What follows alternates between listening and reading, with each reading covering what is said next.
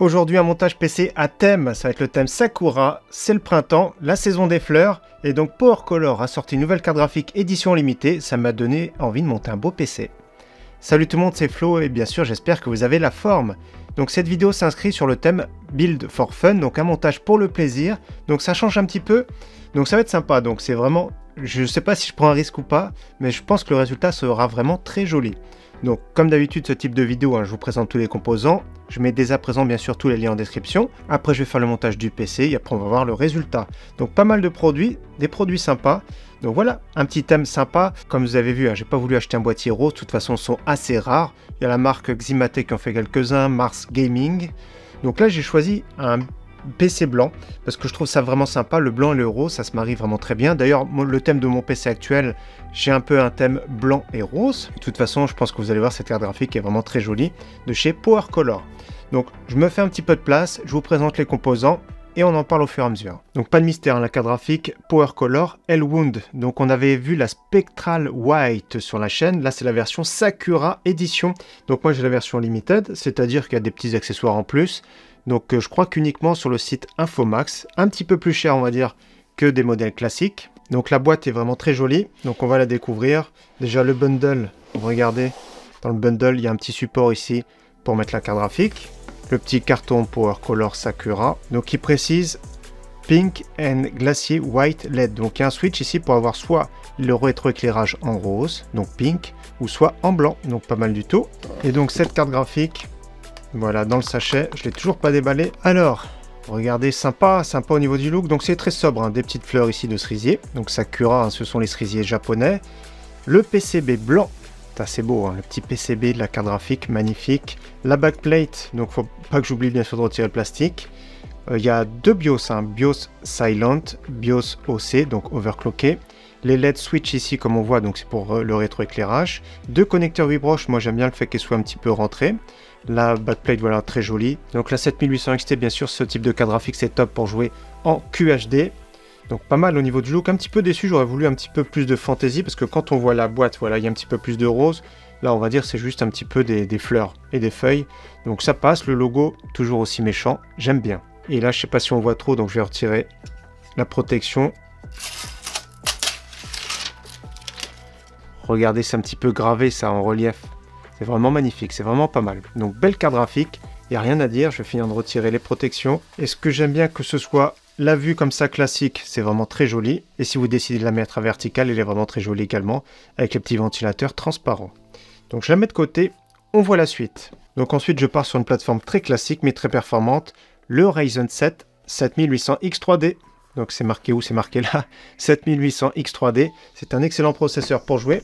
Je l'ai mis sur la carte mère ici, je vais vous présenter tout de suite après.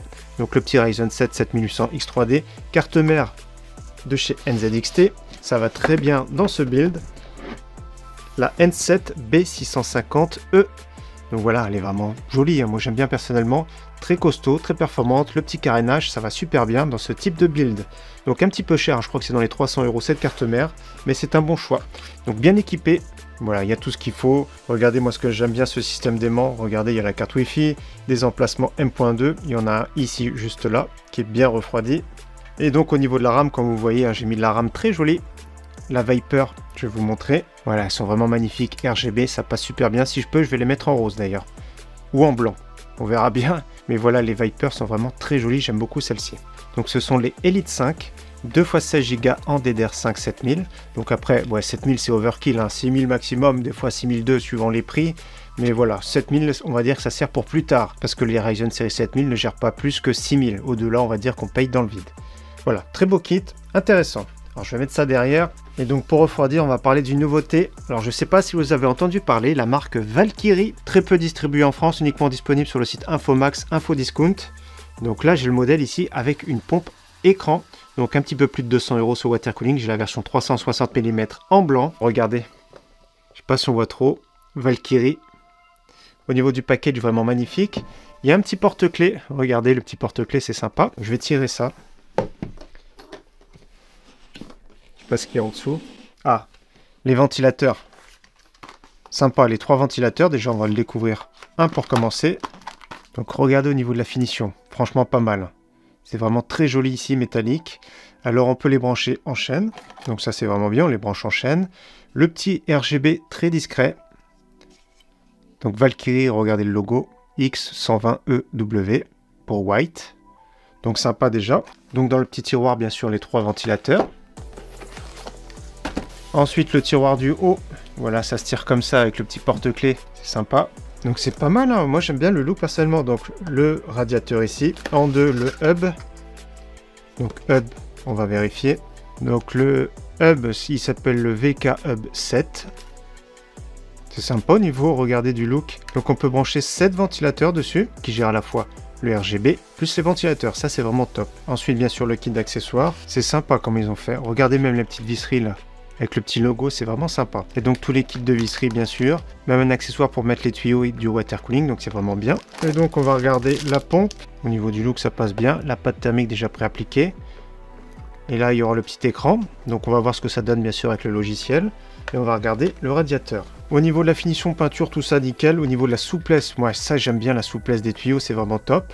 Donc 360 mm, bien sûr il existe en blanc, en noir, 240, 360. Là le connecteur ici c'est uniquement pour brancher la pompe. Et donc regardez sur la pompe, bien sûr sur le côté, il y aura un petit branchement ici pour l'USB-C. Donc l'USB-C vers USB interne.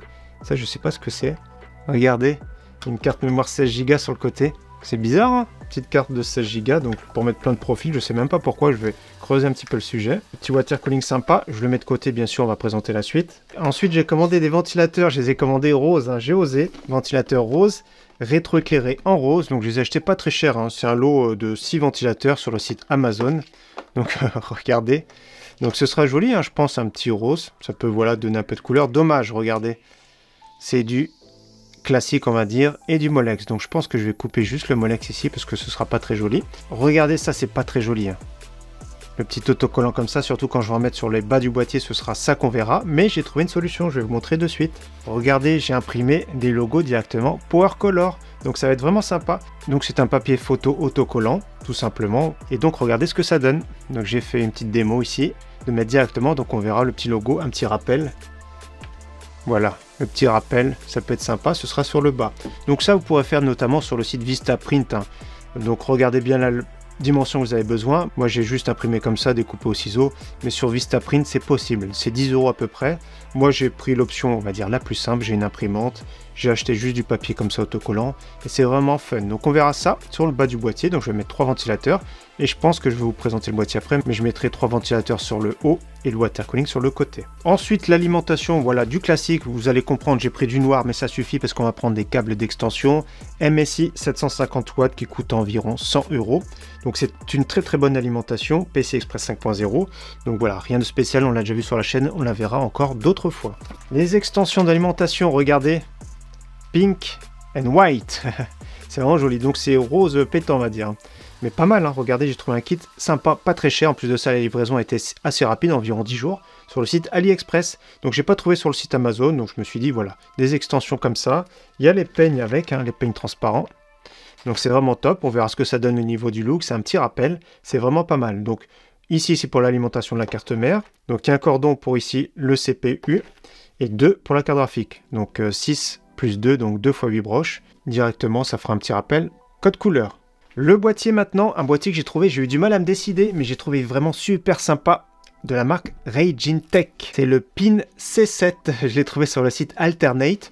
Pas trop cher, en plus de ça, la livraison 10 €, ça passe vraiment très bien. Vous connaissez très bien le Lianli PCO 11 Dynamic Mini, donc c'est mon boîtier de tous les jours. Donc celui-ci reprend exactement les mêmes dimensions, que ce soit en hauteur et en profondeur, sauf qu'il est un petit peu plus large pour accueillir des alimentations format ATX. Donc j'ai trouvé que c'était pas mal. Donc au niveau de la finition, tout ça, c'est un petit peu moins bien. Mais au niveau capacité d'intégration, c'est vraiment bien. Sachant que le water cooling sur le côté en 360 mm, c'est possible. 360 mm sur le top. Sur le bas, 360 également. Donc au niveau encombrement et spec, c'est vraiment pas mal. Donc agréablement surpris déjà du prix et du boîtier. Je trouvais que c'était vraiment sympa. Donc ouais, pas mal, hein. Donc c'est du grand classique. Je vais vous montrer une subtilité que je vais mettre sur ce boîtier juste après. Je vais juste dévisser et on va regarder 2-3 trucs. Donc la porte en verre trempé. Regardez, 4 mm d'épaisseur. Comme d'habitude, il faut faire attention. Pourquoi? Verre trempé, c'est fragile. Donc je la mets de côté. Joli. Je crois qu'il y a du film à l'intérieur également. Il faut faire attention. Donc je crois que j'ai dit des bêtises parce que 360 mm sur le côté, je pense pas que ça passe. Non, ça passe pas. Donc ce qu'on va faire, le 360 mm, du coup, il ira là sur le top. Donc 360 mm sur le top, ce sera OK. Et regardez, je me suis mis de la pâte thermique de partout. Donc c'est pas grave, si on a pas assez, j'en remettrai. Du coup, au niveau ventilation, je vais mettre 2 ventilateurs ici. Je vais mettre 3 sur le bas. Et le 6e en extraction à l'arrière. Ça peut être vraiment bien. Donc bien sûr, c'est filtré. Le grand filtre sans problème. On va regarder de l'autre côté pour cable management. Donc voilà, simplement. C'est filtré de partout. Donc ici pour entrer de l'air. Pour l'air, pour l'alimentation sur le côté. Donc je rappelle formaté que ça passe bien. C'est ça qui est vraiment top. Donc ici de ce côté-là, regardez un petit emplacement pour mettre des SSD. Donc 2 SSD. Ou disque dur, c'est vraiment bien. Par contre, ce que j'aime pas, c'est le front panel. Voilà, le front panel, malheureusement. Regardez les câbles.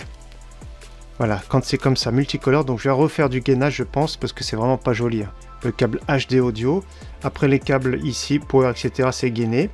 L'USB-C, c'est gainé, mais voilà, dommage que l'HD audio, voilà, c'est pas joli, ça, c'est vraiment dommage. Après l'USB-C, ça passe bien.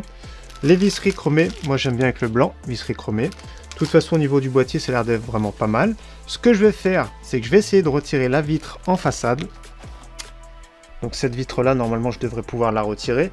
Je vois à l'intérieur quelques vis, hein, je vous montre. Je vois des vis ici et ici, il y en a 2 autres en bas. Je pense qu'on peut retirer la vitre. Pourquoi je veux retirer la vitre? Je vais vous montrer de suite. Parce que j'ai prévu de mettre un petit film ici, électrostatique en façade, pour faire un petit rappel Sakura. Donc j'ai acheté 2 films. Donc celui-ci le premier, on va le déballer. Je ne sais pas lequel que je vais mettre, peut-être on va tester les deux. Donc vous avez vu, électrostatique avec des fleurs de cerisier. Je me suis dit ça peut être sympa, un petit rappel à l'avant. Donc sur mon PC, vous savez très bien, j'ai mis un écran. C'est pas mal aussi de mettre un écran animé, c'est vraiment cool. Et l'autre film qui a mis un peu plus de temps à arriver, je vais vous le montrer. Par contre, il est blanc celui-ci. Donc il sera opaque complètement. Donc je pense pas que je vais mettre celui-ci avec les grandes fleurs de cerisier, regardez. Ouais, j'aime moins celui-ci. J'aime moins blanc comme ça, avec les fleurs de cerisier. Ça fait un peu plus, ouais, c'est fait trop grossier, je trouve. Donc je pense que je vais tester ce film-là. Donc électrostatique, c'est bien. Regardez, c'est pas mal, un petit peu opaque pour laisser passer la lumière. Ça peut être fun, donc à tester. On va voir ce que ça donne. Donc après, c'est sûr que pour faire graver, c'est possible de faire graver directement le verre trempé. Notamment, vous connaissez peut-être Hémisphère qui fait des gravures directement. Ça fait des rendus des fois magnifiques, mais c'est quand même un budget au-dessus. Donc n'hésitez pas, celui qui a le budget, celui qui s'intéresse, de voir du côté de chez Hémisphère notamment. Mais cette option-là, avec le petit film électrostatique, j'ai envie de tester, pourquoi pas. Donc voilà pour la présentation de tous ces composants. Encore une fois, bien sûr, comme je le dis, hein, tous les liens en description. Ce que je vais faire, c'est que je vais prendre le temps de faire le montage, tester un petit peu le water cooling, tout ça, essayer de mettre un petit GIF sur l'écran, ça peut être sympa, un petit rappel. Donc ce que je vous propose, c'est qu'on se retrouve tout de suite après. Donc juste une petite chose, hein, je viens d'attaquer le montage. J'ai retiré premièrement les 4 vis du panneau de la façade, donc on va voir, regardez. Et donc c'est top, hein, ça se retire sans problème. Regardez ce que ça donne. Donc au niveau du film électrostatique, hein, je vais pouvoir le mettre. Je vais le mettre directement à l'intérieur. Et regardez le châssis, hein, c'est 4 vis, donc ça se retire sans problème. Donc je continue le montage. Alors montage terminé, une chose est sûre, c'est que ce PC m'a donné chaud. Sympa, hein, regardez, Sakura. Donc magnifique, moi j'aime bien personnellement. C'est vraiment sympa, donc j'ai commencé par mettre en premier le petit film, ça a été le plus simple. Donc je vais vous montrer avant de le démarrer. Donc regardez, je pivote. Et donc regardez la petite pompe, je sais pas si vous voyez, elle reste allumée, donc c'est pour ça que ça sert la carte mémoire dedans, parce qu'il garde le profil. Donc j'ai mis une petite vidéo, voilà, Sakura, c'est sympa, c'est assez compliqué, c'est pas forcément évident. Au niveau de la résolution, c'est du 1440 par 1080p. Donc j'ai mis une vidéo, on peut mettre des photos, des gifs, etc. Donc voilà. Donc ce que j'ai fait, j'ai réussi à mettre 3 ventilateurs, le water cooling passait pas sur le côté, mais j'ai mis 3 ventilateurs. Donc ouais, c'est vraiment le maximum, 240 c'est vraiment le mieux. De toute façon, ces ventilateurs-là, vous allez voir qu'ils sont quand même bruyants. On va le démarrer après. J'en avais un en plus, voilà, je l'ai rajouté à l'arrière en extraction. Sur le bas, on voit clairement les ventilateurs. Donc le water cooling au niveau de la finition, tout ça c'est top. Au niveau du look et de la pompe, c'est bien. Vous allez voir qu'au niveau des performances, c'est vraiment dans le haut du panier. En contrepartie, ça fait un peu de bruit. Donc au niveau finition, tout ça c'est bien. La carte graphique magnifique, je sais pas ce que vous en pensez dans ce build, ça va super bien. Et en plus de ça, avec les petits connecteurs qui vont bien. Donc au niveau du look, voilà, c'est sympa. Ça fait un peu pink and white, mais c'est vraiment très bien. Donc ce que je vais faire, je vais l'allumer. Et vous allez voir que ici c'est un petit peu transparent, donc c'est un petit peu opaque, c'est ça qui est vraiment bien. Donc là c'est sur 1. J'appuie sur Power, je me tais, vous allez voir que c'est vraiment bruyant. Pourquoi c'est bruyant déjà? Je vous dis parce que les ventilateurs, les roses, c'est 1300 tours par minute. Donc on peut pas, j'ai pas pu les réguler de toute façon, c'est ça qui est dommage. Après voilà, ce sont des ventilateurs, on va dire un petit peu cheap, mais au niveau du look, tout ça, ça rend super bien. Je démarre. Donc sympa, hein, franchement bien. Donc comme vous avez vu, hein, les ventilateurs, on voit à travers le film opaque, donc ça ne dérange pas. Pour l'enlever, voilà, c'est électrostatique, donc il suffit juste de l'enlever, c'est pas collé. C'est ça qui est vraiment bien, donc j'ai trouvé que c'était une bonne idée. Ça matche super bien et ça coûte vraiment pas cher, c'est ça qui est bien, hein. Je le rappelle, hein, tous les liens en description. Donc voilà, au niveau du bruit, voilà, ce sont les ventilateurs qui font pas mal de bruit. Les ventilateurs de water cooling, j'ai vu à peu près 1100 tours par minute, la pompe aussi. Donc j'ai mis plutôt un profil silencieux pour le water cooling, mais les performances sont vraiment très bons. J'ai fait 2 tests 3D Mark. Au niveau de la carte graphique, à peu près 50 degrés. Au niveau du processeur, à peu près 50 degrés. Donc au niveau du refroidissement, c'est parmi le top du moment au niveau de ce water cooling. Et j'ai pas précisé, donc il y a le petit manuel, hein, c'est vraiment super bien expliqué, il y a toutes les langues. Mais ils mettent dessus 240, 280, 360, il existe 420, 480 mm, donc voilà, c'est vraiment top. Il existe également des modèles sans pompe, un petit peu moins cher, mais pas mal au niveau des performances. Attention au niveau du bruit, hein, si vous le poussez à fond, c'est ce qui se fait de mieux actuellement. Voilà le petit film, c'est un peu dépoli, moi j'aime bien. Donc des fois vous allez dans les magasins type Mega Plus, etc., Centracor, La Foire Fouille, des fois il y a des films comme ça, donc n'hésitez pas à tester, pourquoi pas. Les petits autocollants sur les ventilateurs, moi je trouve ça vraiment bien, c'est un petit plus. N'hésitez pas à voir, comme j'ai dit, du côté de Vistaprint. Donc voilà, le look global, n'hésitez pas à me dire ce que vous en pensez. C'est un petit peu original, ça change un petit peu. Ce boîtier, j'aime bien personnellement. Donc au niveau finition, voilà, c'est un petit cran en dessous de chez Lianli. Ça se comprend au vu du prix. Mais au niveau intégration look, c'est vraiment une bonne alternative. Donc ouais, agréablement surpris. Au niveau des cordons, pas mal du tout pour le prix, c'est vraiment bien. Les ventilateurs, ouais, je vous les conseille pas trop. Il y a de plus en plus de ventilateurs pas trop chers. Même en reverse, les reverse, c'est quand même mieux pour mettre sur le bas. Donc il y a du choix. Dans cette couleur-là, c'est vraiment compliqué. Il y a des boîtiers roses, ça peut être sympa, mais je trouve que ça fait trop. Là, c'est vraiment le bon compromis, on va dire. Et donc d'ailleurs, les ventilateurs ici, je les avais éteints. Mais d'origine, c'était en blanc avec la carte mère, c'est branché sur la carte mère. C'est très léger au niveau du look, j'aime bien personnellement la sobriété de ce type de rétroéclairage. Et ce qui est bien sur cette pompe là, c'est qu'on peut mettre des infos, notamment les températures. Notamment ici, j'ai mis la température de la carte graphique. On peut mettre température CPU, on peut mettre l'heure, la date, etc. Donc voilà, c'est un petit plus, on peut le mettre ou ne pas le mettre. Et disponible l'éclairage en noir ou en blanc suivant le thème que vous mettez en dessous. Et au niveau du rétroéclairage des barrettes de RAM, j'ai utilisé le logiciel de chez Viper, donc j'ai mis alterné entre le blanc et le rose pour que ça matche super bien. Donc à part le bruit, d'ailleurs que je vais éteindre ce PC, à part le bruit, je trouve que le look est vraiment très bien. Donc voilà, c'est un petit peu original. C'est bien d'avoir un petit PC custom, des trucs pas très chers, comme j'ai dit, le petit film, les petits autocollants, voilà, ça peut améliorer un petit peu le look du PC pour pas très cher. Donc je vous montre rapidement le cable management. Donc voilà, tout simplement, vous allez voir, hein, il y a largement de la place. Donc l'alimentation dans son coin, elle respire. Les ventilateurs, ils prennent de l'air à l'arrière, ils respirent. Donc il y a largement de la place pour mettre tous les câbles. Il y a largement de la place derrière également pour le stockage, pour mettre plus de câbles. Donc au niveau cable management, zéro souci. Les prises d'air, voilà, pas de souci. J'ai mis une entrée d'air. On peut également évacuer de l'air chaud, mais je pense que d'apporter de l'air frais, c'est mieux. Donc ce boîtier fortement orienté airflow, hein. Sur le bas, beaucoup d'air, donc 3 ventilateurs. Sur le côté, 3 ventilateurs qui rentrent. Mais je préfère l'option avec des ventilateurs reverse, idéalement qui se connectent en chaîne. Donc le premier à avoir sorti ça, c'était Lianli. Il y a des marques qui sont vraiment pas très chères. On voit des packs maintenant de ventilateurs à 30, 40 €. On essaiera d'en voir prochainement sur la chaîne, mais voilà, il y a des packs en reverse qui deviennent très intéressants. Donc voilà, ce boîtier pas mal. Ce PC très original, il est même assez lourd, c'est impressionnant. Donc voilà, n'hésitez pas bien sûr à me dire ce que vous en pensez. Merci à tous d'avoir suivi cette vidéo, encore une fois, j'espère qu'elle vous aura plu. Et je vous dis à très bientôt sur ma chaîne. Ciao, bye!